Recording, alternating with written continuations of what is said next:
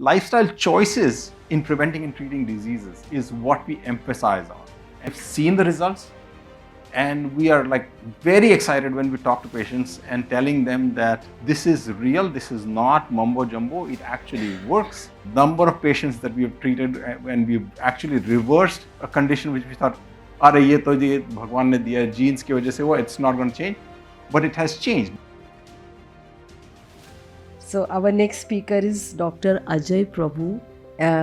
He was working with the National Institute of Health for many years.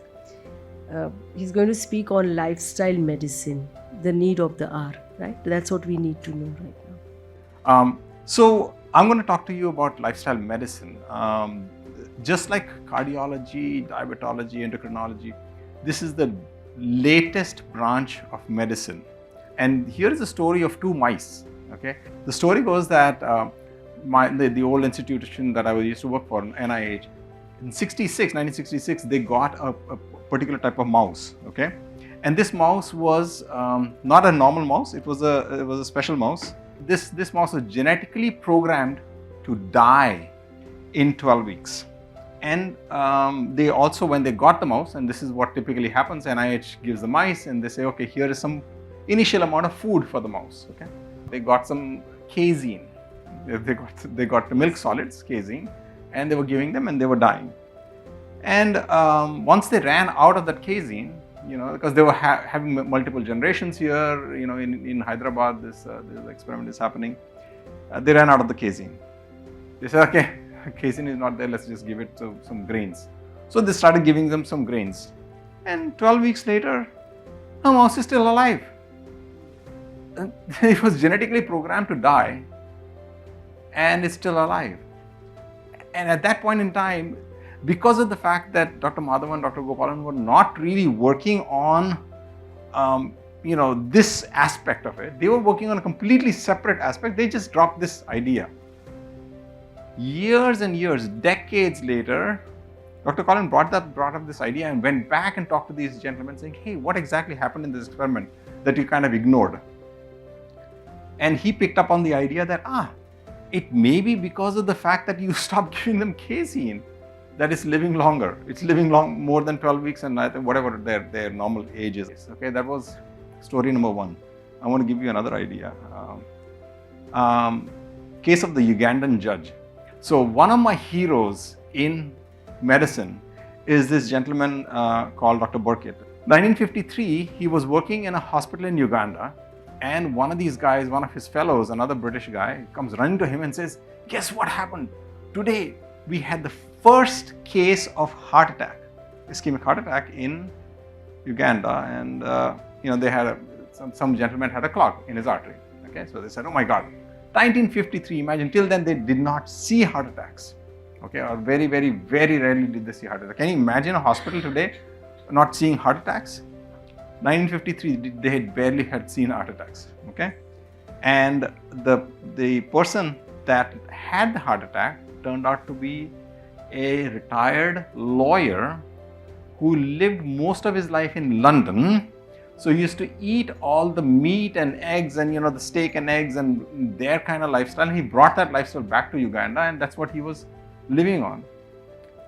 And that's why he had the heart attack. All the other Africans or the Ugandans were not getting the heart attacks because of their very rich plant-based, mostly plant-based diet. They were not eating meat and stuff. They were eating root vegetables and some other grains, millets and stuff like that, and yam and things like that they were eating. So that's another case. There is a reason why I'm mentioning all these stories. Let's take a third story, which is fairly popular amongst plant-based doctors should know this story. 1999, there's a gentleman, Dr. Esselstyn. He had a patient where these are some of the arteries in the front of the heart. A patient had a blockage in the LAD, left foot. There, thank you. And the clogged artery was cleared. And how did they do it? Not through medicine, through a plant-based diet. 1996 this happened, and by 1999 this is what the LAD looked like. Okay, so Based on all these things, people realize that there is some science to this. There is a science to actually, looking at your lifestyle, and there may be something to it where changing a lifestyle can make an impact. And I want to pause here for a second. I want to talk about epigenomics because this is a very important concept to understand. So here we have a human person, and we've known that most of our workings, the way our color of our eyes, the hair, etc., comes from our genes, right? We've known this in school. But we also know that, the environment plays a role, and, our lifestyle plays a role in our health, overall well-being. Lifestyle medicine, what it does is pushes more of this lifestyle influences into us so that we have a better chance of changing some of these genes turning on or off, so that we can actually reverse some of these diseases. And this science is a real science called epigenomics, and it actually works. It actually works because I'm sure many of these doctors can attest to the number of patients that we have treated, and we've actually reversed a condition which we thought, ye to Bhagwan ne diya, genes ki wajah se it's not going to change. But it has changed thanks to something that we have discovered called epigenomics. Okay, and that was, I just showed you something, like just a heart attack, right? Today, 2023, there's a litany of diseases that we can actually at least put into remission or mitigate. Okay, and the list goes on. I mean, I stopped here because there's no space here, but there are many more diseases.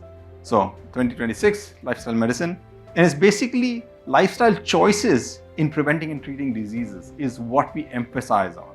And this is something that we are very passionate about because we've seen the results, and we are like very excited when we talk to patients and telling them that this is real, this is not mumbo jumbo, it actually works. Try it for yourself and see, or talk to our patients who have gone through it and see what they have to say. So there are 5 main pillars, but there are a couple of other things that we ourselves add, like in our practice, and I'll talk to you a little bit about it. Primary one obviously is nutrition and exercise, very important. Mindfulness or meditation or trying to de-stress yourself. Trying to think about something bigger than yourself is very important. We always ask our patients, do you have a hobby? Do you volunteer somewhere? Do you do charity? These are very important because it takes, almost all the diseases that I mentioned, stress plays a fairly decent role in it, and we want to get rid of that. So one of the ways to do it is make them think about doing something, not for yourself, but for somebody else or a dog. Also, your attitude in life, if you have a better attitude in life, and we try to encourage that by saying, what makes you happy when you wake up and you say, what is the thing that you want to do? In the Japanese thing, they say ikigai, right? What is it that makes you jump out of bed and want to do something, right?